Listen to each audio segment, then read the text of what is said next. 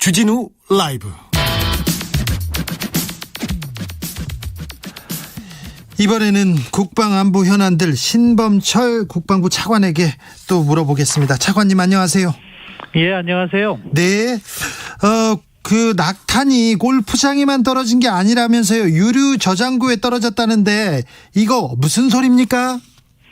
유류 저장고 인근이라고 말씀드리겠고요. 예? 아까 김병주 의원님께서 말씀하신 것처럼 이게 사실은 뭐 미사일 낙탄 사고에 대해서는 저희가 있어서는 안 되는 일이고, 제가 국방 종사자로서 저 역시 죄송한 마음을 정말로 진정성 있게 표하고 싶습니다. 예? 다만 그러한 잘못된 과정 속에서 정확한 팩트를 말씀을 드리고 싶은데요. 네네. 그것은 그 유류 저장고는 콘크리트로 이렇게 보호가 되고 있어요. 그래서 저희가 그때 당시에 그 위치나 이런 건 다 파악했지만 이후 조치와 관련해서 그것이 폭파 위험은 없었다 이렇게 보고 대응을 한 겁니다. 아, 그래요? 그것이 뭐 유료 저장고를 딱 강조하면 마치 엄청난 것처럼 이렇게 비춰지지만 그것은 폭탄에 북한이 유사시에 뭐 이렇게 포탄에도 보호를 하기 위해서 콘크리트로 보호돼 있었고 그 위에 흙을 덮고 잔디까지 깐 지역이고 사진을 보시면요 잔디만 패여 있어요. 물론 그래서 별다른 사고는 안 난 거죠. 예, 모든 것들이 더 저희가 잘했어야 되지만 이러한 사안을 냉정하고 객관적으로 바라봐 주시고 저희를 꾸짖어 주시면 알겠습니다. 저희는 그 기초에 의해서 더 열심히 하도록 하겠습니다. 알겠습니다. 아무튼 유류 저장고에 떨어졌지만 안전에는 뭐 큰 문제가 없다. 근데 김병주 의원은 통로 쪽에 노출된 부분에 떨어졌으면 더 큰일 날 뻔했다 이런 얘기도 하셨어요. 뭐 최악의 경우는 항상 있지 않겠습니까? 네. 그런데 그거를 저희가 파악하고 대처하는 과정이 있었기 때문에 그쪽에 있었으면 더 저희가 적극적인 대처를 했겠죠. 알겠습니다. 네. 근데 이 현무 미사일은 동해로 쏘았는데 왜 지금 서쪽으로 날아왔대요?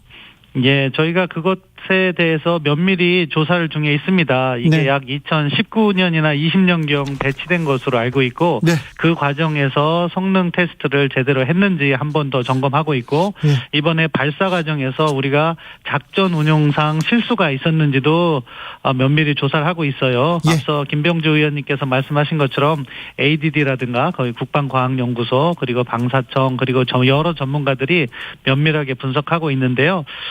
사실은 뭐 이런 것은 이번 발사 자체를 놓고면 실패라고 볼 수 있겠지만 이러한 시도를 거쳐서 우리 군이 더 강해지는 과정에 있다. 그리고 죄송스럽지만 앞으로 이런 일이 반복되지 않도록 더 면밀하게 살펴보겠다. 그 말씀을 드리고 싶습니다. 한 발도 실수하지 않고 백발백중하면 좋게요. 그런데 백발백중하기 위해서는 노력하고 뭐 훈련해야죠. 그런데요. 민주당에서는요. 11시에 일어난 사고인데 아침 7시 넘어서 첩보도 나왔다. 은폐했다. 축소했다. 이렇게 주장합니다. 여기에 대해서 할 말 있으시죠? 예, 뭐 은폐는 아니고요. 저희가 위기관리 그러한 지침 같은 것들을 만들어서 했는데 이게 이제 군부대 아니고 뭐 폭발 위험성은 없었다고 보고 이 화염이 이제 그러니까 연소가 되면서 이렇게 된 건데 마치 외부의 시각에서 볼 땐 불이 난 것처럼 보이기 때문에 사안이 더 커졌다고 생각합니다. 이것을 갖다가 저희가 보고를 받고 우리가 이러한 위기관리 과정에서 국민이라는 요소가 덜 고려됐다 하는 인식을 하게 됐고요. 앞으로도 그래서 이런 부분이 있으면 국민들께 문자라든가 이런 것부터 바로바로 통보할 수 있도록 제도를 개선 중에 있습니다. 네. 에이테크스 미사일 2발을 쐈는데 2발 중 1발은 어디로 갔는지 몰랐다. 이런 보도가 오늘 나왔습니다. 이 부분 사실관계 좀 확인해 주십시오. 어디로 갔는지 몰랐다는 건 아니고 날아가는 과정에서 소실됐다. 레이더에서 그렇게 된 거죠. 역시 마찬가지로 그중에 한 발이 성공적인 발사가 이루어지지 못한 부분인 거고요. 그 부분에 있어서 역시 저희가 원인 조사 함께 국민들께 보다 과정을 분명하게 밝힐 수 있는 그런 기회를 갖도록 하겠습니다. 차관님 아무튼 어디로 갔는지 모르는 게 소실이라고 할 수 있죠. 그런데 왜 오늘에서야 알려졌습니까? 그때 왜 그 4일에 벌어진 일인데?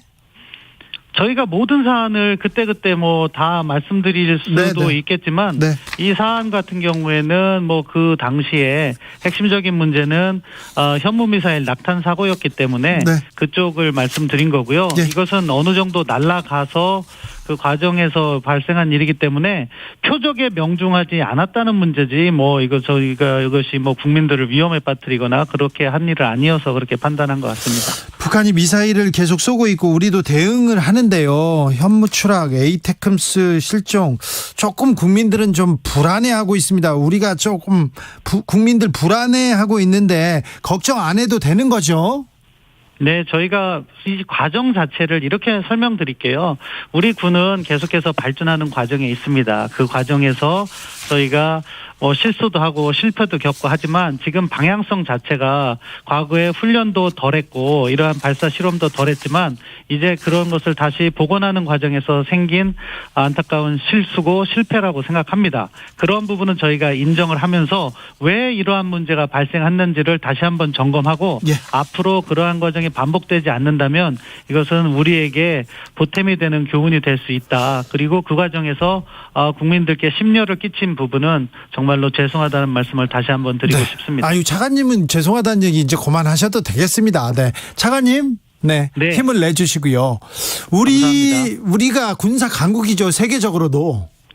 우리의 국방력은 네. 세계 10위권 안쪽으로 들어온다는 자신감은 있습니다. 그렇죠. 북한이 우리 국방력을 따라올 수 없을 만큼 우리가 강하죠.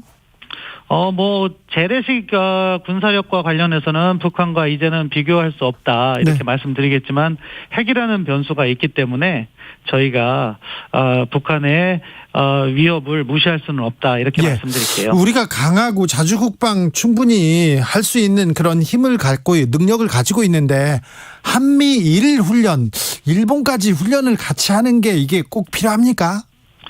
북한의 핵위협에 대응하기 위해서는 한미동맹뿐만 아니라 한미일 협력이 필요하다고 생각해요. 네. 왜냐하면은 결국 북한이 핵으로 위협을 하고 전면전이 발생했을 경우에는 한미동맹이 1차적으로 작동을 하게 돼 있지만 결국 미국이 지금 주한미군이 28,500명밖에 되지 않잖아요. 결국 증원이 돼야 되는 거고 그 증원은 일본에 있는 유엔사 후방기지를 통해서 증원이 됩니다. 예. 북한이 한반도를 벗어나는 중거리 미사일을 개발하고 있는 이유는 그 유엔사 후방기지를 타겟으로 하는 것이고 이것이 위협에 노출됐을 때 네. 미국의 한반도 증원도 어려워지는 문제가 있기 때문에 한미일 안보 협력이 필요한 거고요. 예.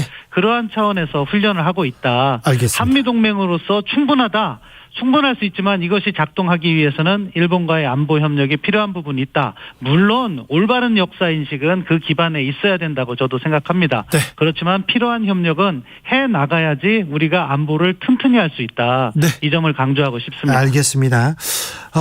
이것도 하나 물어볼게요. 최근에 북한에서 저수지에서 미사일 발사했지 않습니까? 네. 아니, 기차에서도 쏘고 저수지에서도 쏘고 이건 어떤 의미입니까? 우리 선제 타격 이거 쉽지 않은 거 아닙니까? 예, 북한으로서는 그런 측면을 강조하려고 했던 것 같아요. 네. 우리의 킬체인을 회피하기 위해서 지난번 말씀하신 것처럼 지난번에는 열차 위에서도 쏘고 이번에는 저수지에서도 마치 SLBM 쏘는 것처럼 이렇게 발사한 것을 사진으로 공개했는데요. 네. 그런데 사실은 새로운 시도긴 한데 SLBM은요, 잠수함에 탑재돼서 레이더로 지켜보지 않는 우리의 후방 지역에서 날아올 때 정말 위협적인 거거든요. 네. 그런데 북한이 이러한 시도를 한다는 것은 두 가지 측면이 있는 것 같아요. 첫 번째는 우리의 킬체인을 인식하고 있다. 그렇기 예. 때문에 회피할 수 있다는 걸 보여주고 싶은 부분이 있는 것 같고요. 예. 두 번째는 북한의 SLBM 역량이 우리가 생각하는 것보다는 약간 더딜 수 있다는 판단이 듭니다. 예. 그렇기 때문에 SLBM으로서 잠수함에서 직접 시험하지 않고 이러한 바지선이나 사출 장치를 통해서 호수에서 시험했다는 건 그런 쪽의 분석도 가능하다는 점을 말씀드리고 싶어요. 예, 핵실험이 임박했다는 소리가 나옵니다. 국정원에서도 예고하기도 했었는데 북한 핵실험 수순 돌입했다고 판단하십니까? 국방부는 어떻게 대응하고 있습니까?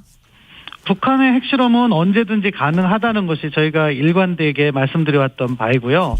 시기를 예단하기보다는 어떠한 종류의 핵실험일 것인가 그것에 대해서 우리가 대비태세를 강화하는 것이 더 필요하다고 봅니다. 북한으로서는 아무래도 지금 다양한 미사일을 개발하고 있기 때문에 그러한 미사일에 탑재할 수 있는 전술핵 실험을 할 가능성이 높다고 보여지거든요. 네.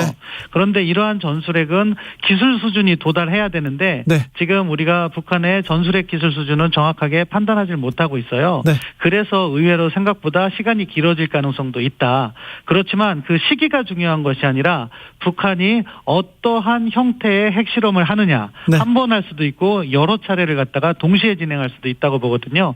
그러한 각각의 핵실험이 시사하는 바를 면밀하게 분석하는 것이 중요하고 거기에 대한 대응을 강화하고 있습니다. 네.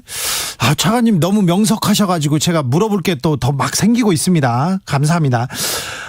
정치권에서 북한이 핵실험하면 한반도 비핵화 파기해야 된다 이렇게 주장하는데 어떻게 보십니까, 국방부는? 정치권에서는 사실은 국민을 대변하는 목소리이기 때문에 다양한 국민의 목소리를 반영하는 거라고 생각하고요.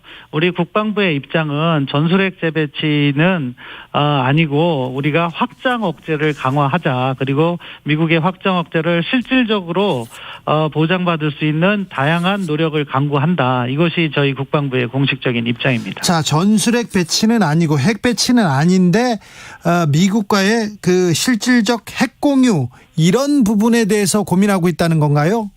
이 핵 공유도요, 사실 나토식 핵 공유처럼 이야기를 하면서 현지에 전술핵이 배치되고 그것이 발사되거나 사용되는 과정에서 그 해당 지역 국가와 미국이 협의하는 프로세스를 전반적으로 핵 공유라고 해요. 예. 그런데 저희는 일단 전술핵 재배치를 전제로 하고 있지 않기 때문에 네. 핵 공유라는 표현은 사용하지 않습니다. 네. 그 대신에 유사한 개념으로서 저희가 설명을 한다면 미국의 그러한 핵 전략 자산이 적시에 조율된 방식으로 전개되는 것을 협력하고 있는 거죠. 네. 적시라는 것은 이것이 북한이 위협을 가해올 때, 그리고 조율된 방식이라는 것은 사전에 충분히 이러한 부분을 논의함으로써 우리 국민들의 안보 우려를 덜어줄 수 있는 그런 방식으로 논의를 하고 있다, 이렇게 말씀드릴 수 있겠습니다. 네. 미국의 핵 잠수함이 우리 영해에 상시 배치될 가능성도 있다, 이런 보도가 나왔던데 어떻게 보십니까? 사실 구체적인 방법에 대해서는 한미가 현재 논의 중에 있기 때문에 제가 그것이 yes or no로 답할 성격은 아니고요.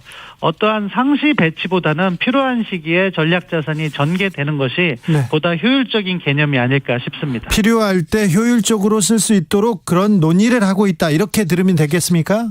네, 그렇습니다. 네, 지금 핵 배치보다는 필요할 때 효율적으로 잘 이렇게 이용하면 된다, 이렇게 생각하면 되겠네요. 네, 그렇습니다. 네, 알겠습니다. 차관님 말씀 잘 들었습니다.